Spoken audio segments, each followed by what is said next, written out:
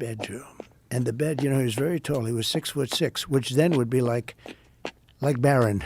Right. It would be like Barron Trump. He's 6'9", but 6'6". He was very tall. Then on top of that, There it is. He wore that. Yeah, there it is. It's a long bed, elongated bed, and because people were shorter than you see. Some of the chairs are very, very low to the ground, actually, but he had the long bed, and they had. You had the Gettysburg Address right under that. You can't see it here, but right there, the original version of the Gettysburg Address. And this is the original, and I'm looking, and I just looked around. I said, do you believe this? Because I was never a politician. First of all, even if you were a politician, but I was never a politician.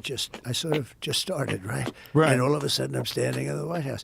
And it was very, very surreal. That room was so beautiful to me, much more beautiful than it actually is. To me, when I looked at the bed, and the bed you could see was a little bit longer, had to be a little bit longer. He lost his son, and the two of them suffered from melancholia. They didn't call it depression.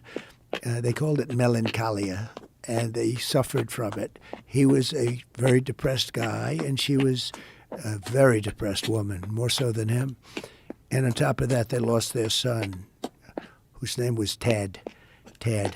And it was just seeing it in the little pictures, a little tiny picture. I mean, you can't see the details there. Little tiny, everything the way it was, a little tiny picture of Ted, who he lost.